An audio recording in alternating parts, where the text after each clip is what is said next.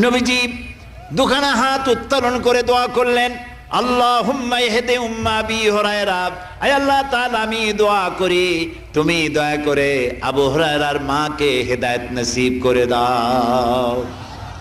রাসূলুল্লাহ দোয়া করলেন আল্লাহ ওর মায়ের হেদায়েত করে দাও। হযরত আবু হুরায়রা রাসূলের মুখে দোয়া শুনে দিয়েছেন দৌড়।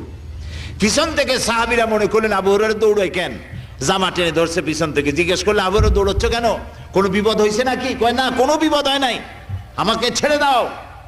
কেন, কি হয়েছে? হযরত আবু হুরায়রা বলেন, সাহাবীরা আমাকে ছাড়ো, আমি দৌড়াইয়া বাড়ি গিয়ে দেখতে চাই। আমি আগে দৌড়াইয়া বাড়ি পৌঁছলাম, নাবি বাড়ি পৌঁছবার আগে আল্লাহ নবীর দোয়া আমার বাড়ি পৌঁছায়। সেই দুইটা জিনিসের কোনটা আমি দেখতে চাই।